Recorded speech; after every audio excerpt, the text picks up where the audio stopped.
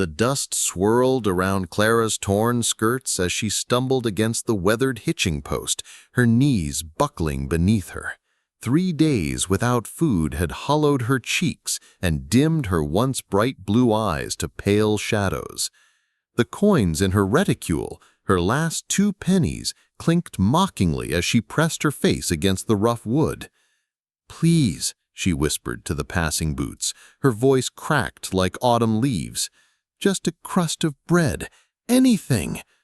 Boot heels clicked past without pause. A woman's skirts rustled away with deliberate haste. Clara's stomach cramped so violently she doubled over, bile rising in her throat. The letter from Thomas Brennan still crinkled in her bodice. "Come to Silver Creek, expenses paid, marriage arranged." But Thomas Brennan was dead.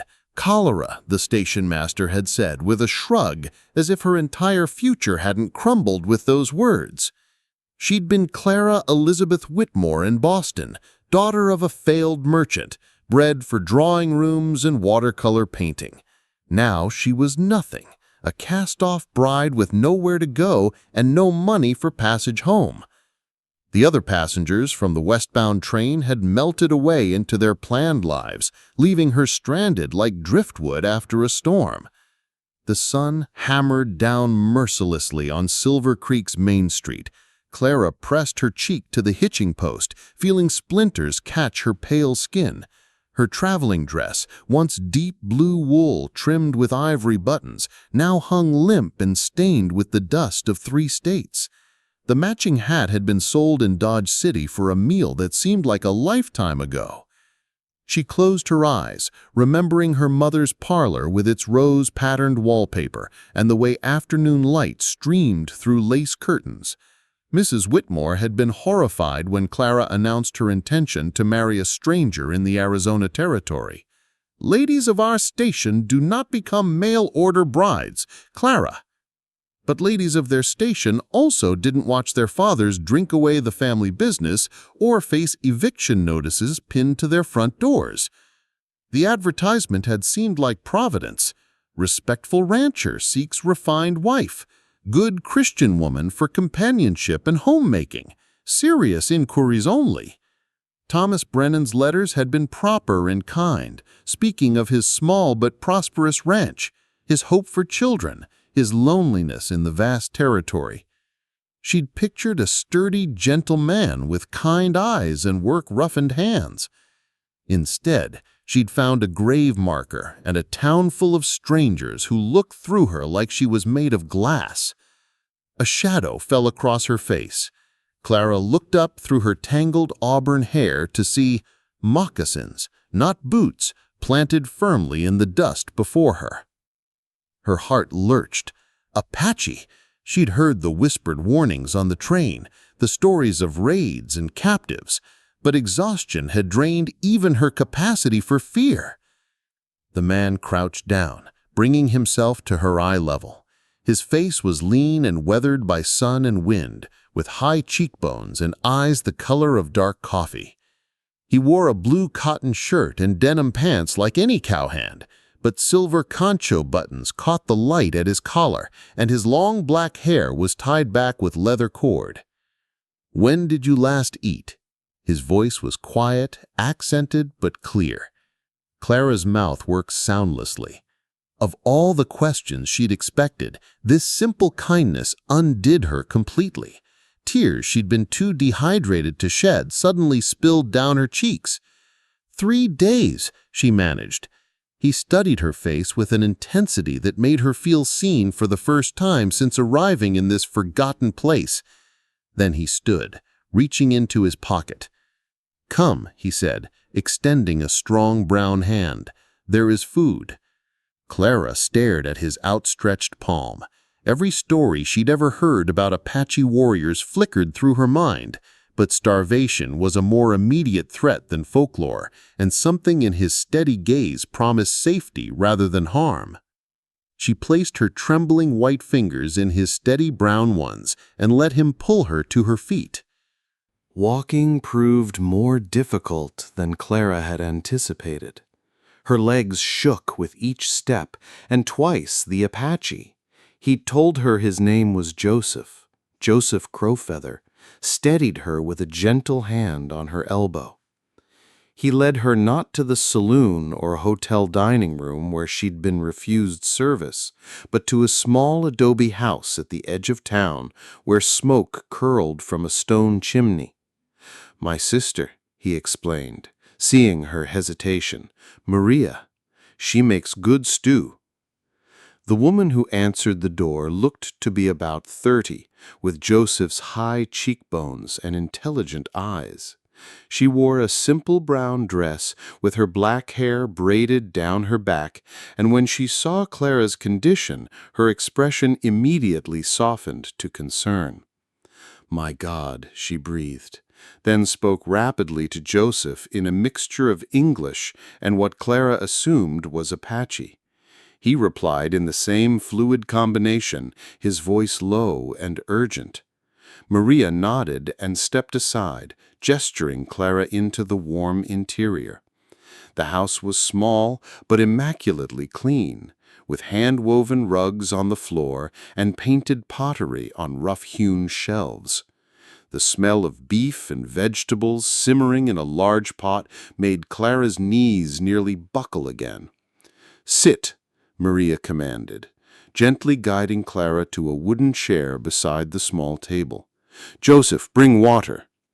Clara wanted to protest, to maintain some shred of dignity, but her body betrayed her. She slumped in the chair like a rag doll, watching through blurred eyes as Maria ladled stew into a blue ceramic bowl. The first spoonful nearly made her weep. Rich beef broth with chunks of tender meat, carrots, and potatoes. Her stomach clenched and released as it remembered its purpose.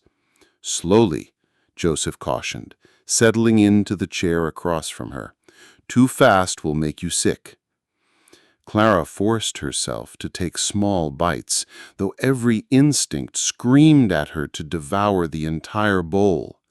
Between spoonfuls, she became aware of Joseph watching her with that same steady attention he'd shown on the street. Not the calculating look she'd grown accustomed to from men sizing up her worth, but something deeper, as if he was trying to understand her story from the set of her shoulders and the way she held her spoon. "You came for Thomas Brennan." It wasn't a question. Clara nodded, unable to speak past the tightness in her throat. "Good man," Joseph continued quietly. "He spoke of you often, showed your photograph to anyone who would listen." The kindness in his voice was almost harder to bear than the cruelty she'd faced from others. "He's dead." "Yes. The cholera took him 2 weeks past. Very fast, very merciful." Joseph's fingers drummed once against the table.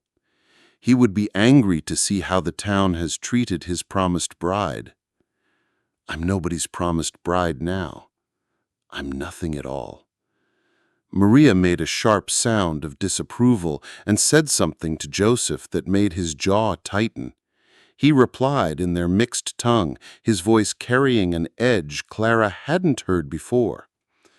"My sister says you are Clara Whitmore from Boston, daughter of Patrick Whitmore, who built the pier on Harbor Street before the drink took his business." Joseph's dark eyes held hers. "How could you possibly know about the pier?" "I read newspapers.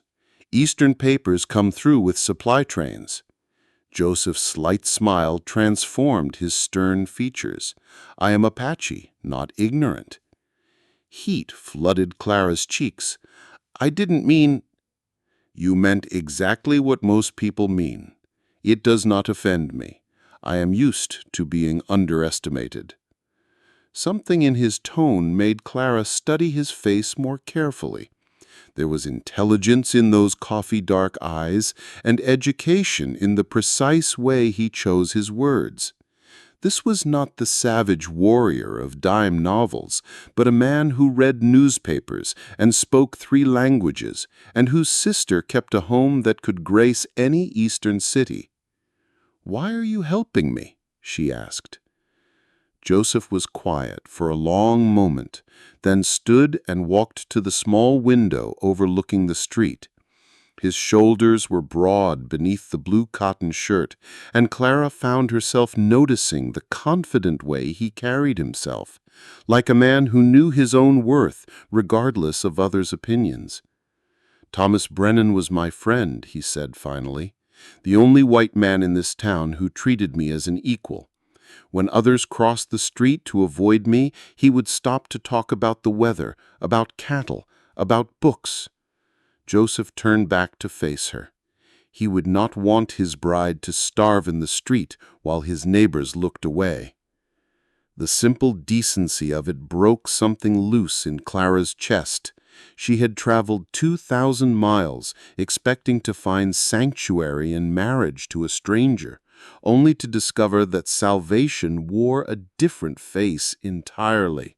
3 days passed in Maria's small adobe house, and Clara felt her strength returning with each bowl of stew, each cup of strong coffee, each night of uninterrupted sleep on the soft pallet Maria had made for her on the floor. But with physical recovery came the sharp awareness of her impossible situation. She had no money, no prospects, and no way to return to Boston even if she'd wanted to face the shame of her failure. On the fourth morning, she sat in Maria's kitchen mending a tear in her traveling dress with borrowed needle and thread, trying to make herself useful while her hostess prepared breakfast. Joseph arrived as he had each morning, checking on her progress with the quiet concern of a man unaccustomed to expressing emotion openly. "The dress is beyond saving," Maria observed, watching Clara's careful stitches. "But I have fabric. We could make you something more suitable for this climate." Clara's cheeks burned. "I have no way to pay you, either of you. I don't even know why you've done so much already."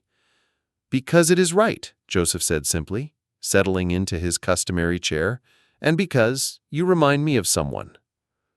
Something in his tone made both women look up. Joseph stared into his coffee cup as if it held secrets. "My wife," he said quietly. "She was white, from back east like you. She came west with her family when she was 16. Clara's needle stilled. She had wondered about his precise English, his educated manner, but this revelation shifted everything she thought she understood about him. "Her father was a teacher," Joseph continued. "He believed in treating all people with dignity. When the other settlers shunned us, the Whitman family welcomed me into their home. Sarah," his voice caught almost imperceptibly, "Sarah saw past what I was to who I was." "What happened to her?" Clara asked gently. "Fever 2 winters ago.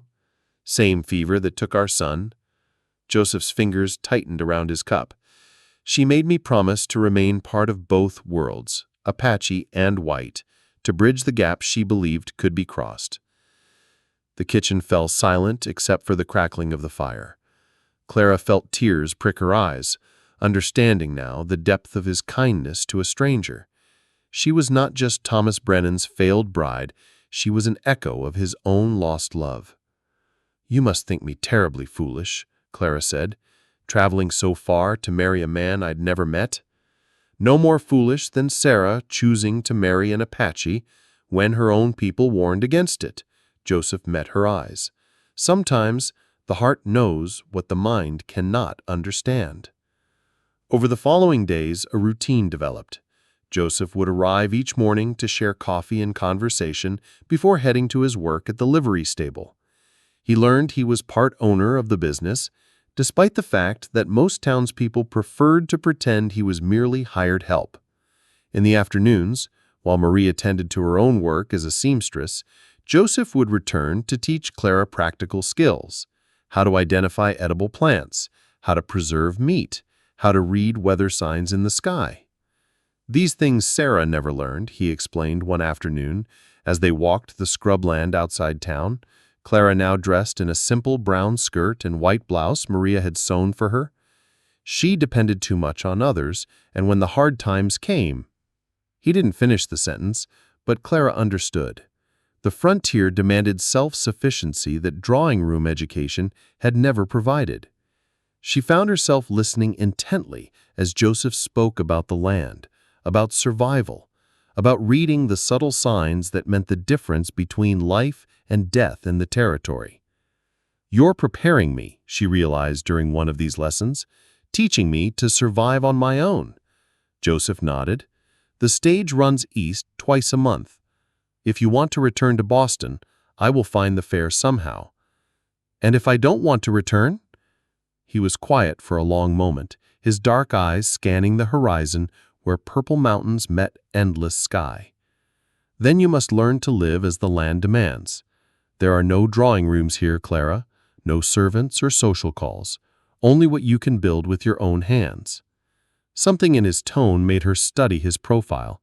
There was more he wasn't saying, some offer hovering unspoken between them. Clara felt her pulse quicken as she realized the direction of her own thoughts. This man had saved her life, protected her, taught her, asked nothing in return. He was intelligent, kind, honorable, everything Thomas Brennan had promised to be in his letters. But he was also Apache, and she was beginning to understand what that meant in a town like Silver Creek, the careful way people stepped around him, the conversations that stopped when he approached, the signs in shop windows that somehow never applied to him directly, but made their message clear.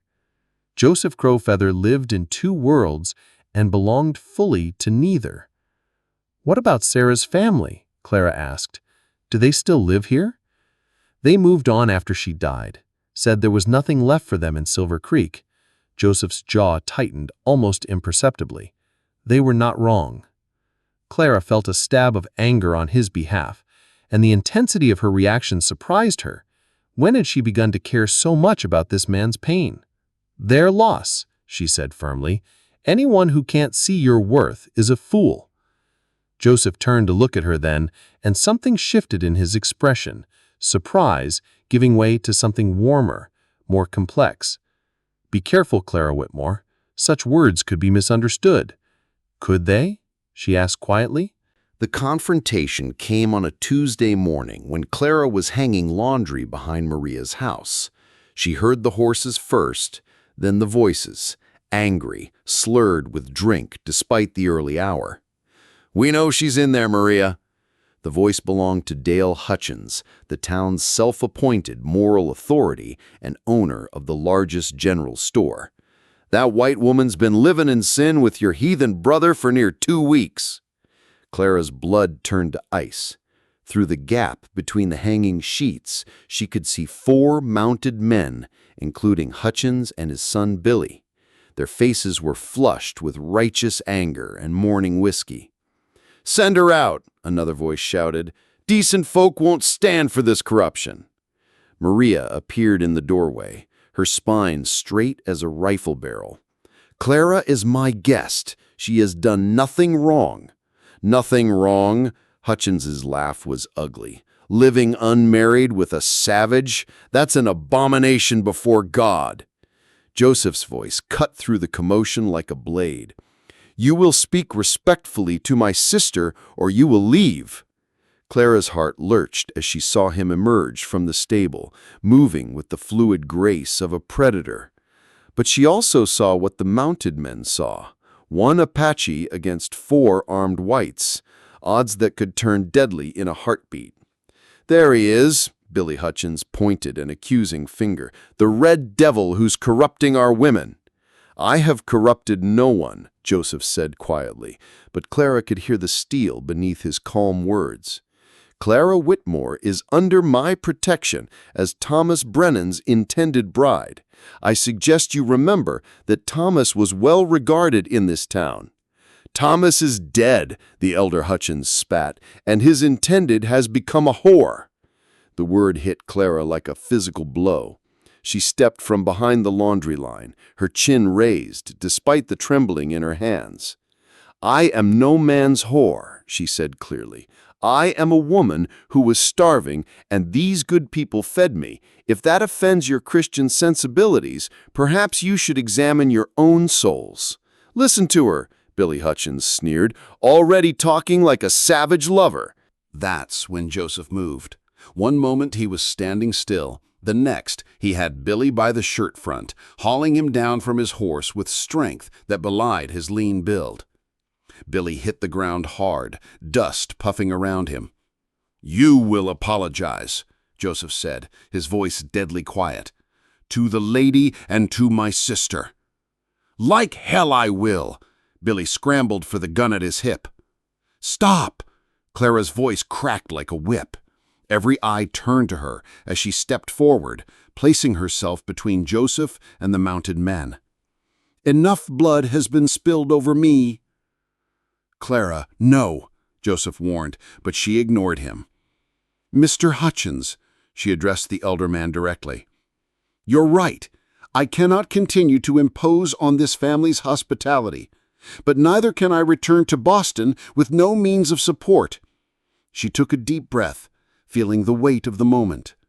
"So I propose a solution that should satisfy everyone's sense of propriety." The silence stretched taut as a bowstring. "I will marry Joseph Crow Feather, today, if he'll have me." Joseph's sharp intake of breath was audible. Maria gasped. The Hutchins men exchanged glances that ranged from shock to fury.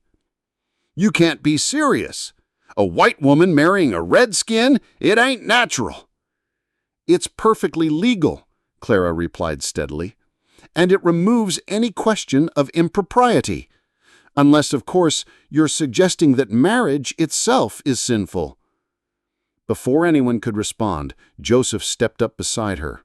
Clara felt the warmth of his presence like a shield.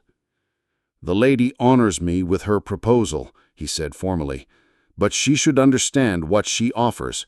I am Apache. My children will be Apache. There will be no acceptance from either world, no easy path ahead." Clara turned to face him fully, seeing the pain and hope warring in his dark eyes.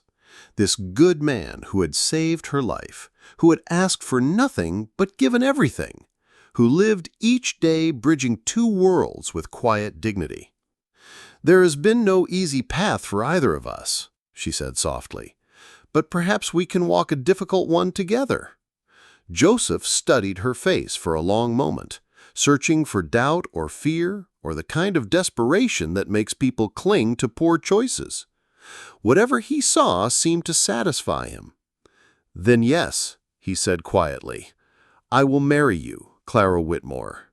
Not from obligation or convenience, but because you are brave and kind and worthy of respect." "This is madness," Hutchins sputtered. "The territorial governor will hear of this." "Good," Joseph replied calmly. "Tell him Joseph Crow Feather married a white woman who chose him freely. Tell him she was starving in your streets while you rode past. Tell him whatever truth you can bear to speak." As the angry men wheeled their horses and thundered away, Clara felt Joseph's hand find hers. His fingers were strong and warm, calloused from honest work, steady as the man himself. "Are you certain?" he asked quietly. "There will be no changing your mind once the words are spoken." Clara thought of her mother's parlor, of the life she'd left behind, of the drawing-room accomplishments that meant nothing under this vast sky. Then she thought of Joseph's patient teaching, of Maria's kindness, of the possibility of building something real and lasting in this harsh, beautiful place. "I'm certain," she said, "but I have one condition." Joseph raised an eyebrow. "Teach me to ride," Clara said with the first genuine smile she'd worn since leaving Boston. "If I'm going to be a frontier wife, I should probably learn to stay in the saddle." Joseph's answering grin transformed his entire face. "Yes, ma'am, that can be arranged." As they walked back toward the house where Maria waited with tears of joy streaming down her face, Clara realized she had finally found what she'd been seeking when she boarded that westbound train.